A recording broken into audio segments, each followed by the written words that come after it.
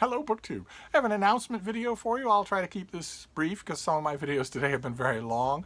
But I guest starred on a podcast. You were probably waiting until you heard that, right? It was inevitable that you were going to hear something like that as long as quarantine lasts. I guest starred on a podcast. And the podcast was started by someone who was once upon a time a booktuber. Some of you may remember his channel. His name is Alex, and he ran a booktube channel called Kingly Endeavors, where he was going to crawl his way through all the misbegotten fiction of Stephen King. And despite all of the sarcastic, sardonic, mocking comments that I left about that endeavor at the time, years ago, those comments did not dissuade him from wanting to get to know me. So we are now friends, and he has a podcast of his own, and just floated the idea of, do you want to come on the podcast and just talk? And we did, and it was great fun. And he used wizard-like editing abilities to chop our long rambling conversation down to size, and it is now on his podcast. I thought I would leave you a host of links down below to all the different places where you can download that podcast. I don't know anything about podcasts, but I gather from him that you can. They are available like internet apps. They're available in a number of different places. So you might have a favorite place, and I will list all the pertinent links down below. It was a great rambling conversation. Alex and I have a good give and take, which is really valuable and which is not a given. Plenty of people don't have that. And the one, it's not a cautionary note, but the one explanation that I want to give you, the one further contextualization to give you, just in case you only know me through this BookTube channel. I have been very much honored, touched over the years that we've been having these conversations by first emails and then pictures. You sending me pictures of a family gathered watching me on an inadvisedly large screen. So this face is huge, including children. And I've heard from many parents that it's great that I can listen to your YouTube, I can listen to your videos without sending my kid out of the room. Whereas there are some booktubers who I really like, but I can't do that with them. I can only listen to them late at night on my iPad in bed. But I can't listen to them in the living room while we're all eating or while we're just hanging out, because I don't know how they'll talk or what they'll talk about. Whereas with you, I don't need to worry about that. And I very much value that. I very much do. The only contextual elaboration that I want to give about Alex's podcast is that I didn't feel compelled to observe the same decorum. We talk about all sorts of subjects, and some of it, Alex's podcast is sponsored by an adult toy provider. And I am all for him being sponsored. All for it, because he is really good. When you listen to it, if you download this podcast and listen, you'll hear right away, he has natural podcaster voice presence. A natural radio presence. I do not. He gives me an introduction in this thing, and then when he turns the audio on, all of a sudden it's, wow! This gassy old guy. but he sounds very different. And I think it's great that he has a sponsor, and I think, between all of the adults in the room, we can agree that the era where you would stigmatize someone because their sponsor is an adult toy provider, an adult service provider, that era should be long over. We shouldn't care anymore, right? It's the content of your character that matters, not your associations or any kind of 19th century Puritanism. But one way or another, I wanted to let you know, it's not like I'm on there hawking products, although he has a very funny commercial at the beginning of the thing.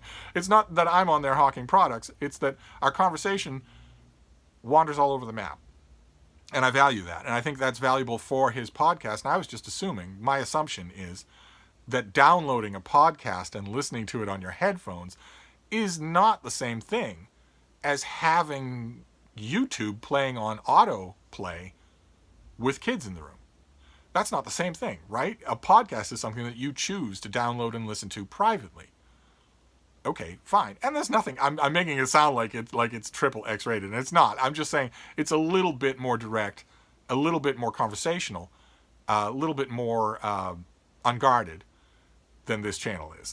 This channel, I am assuming that kind of discretionary dissemination is not happening. I'm assuming on this channel that over the course of years, a number of you have grown so accustomed to having me drone on forever during the day that you don't send the kids out of the room. You don't brace yourself for any abrasively, controversial subject matter or anything like that. And that's great. I want that to be true.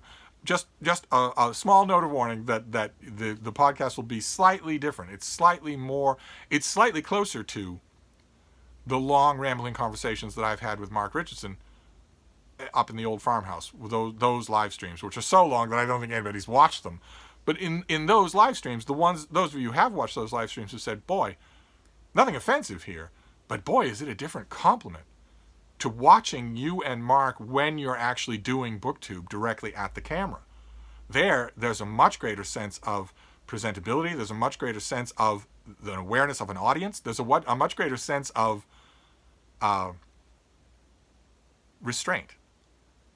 Whereas in our live streams, that is largely gone. It's still not anything unpresentable any more than it is with me and Alex, but it is less guarded. And those of you who did slog your way through those long live streams loved that aspect. Absolutely loved it. I've had emails from so many people who watched those live streams and said, "This is so incredible to hear two guys of a certain age just talking this way, without any pandering, without any stupidity, without any knee-jerk calcified attitudes that I get, that the email writers would tell me I see in so many of the older men in my life." I agree.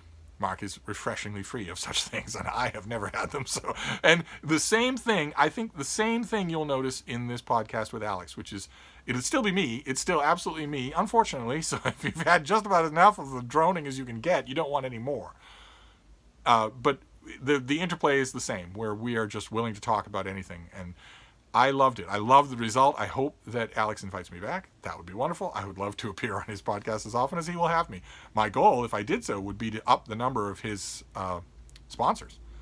I'd like him to have a number of sponsors. I'd like this thing to be a little more financially viable for him than it is, because he's good at it, really good at it. I think you'll hear that if you download this. So this is just by way of advertising. He sent me links to all the places where you can download this thing, and you just pick it and give it a listen. And if you like it, there must be a way to let him know that. there must be. I mean, you can let me know that, of course. You can let me know that in the comments field here. But if you like it, it'd be nice to let him know that, because that way he'll know whether or not he wants to do it again.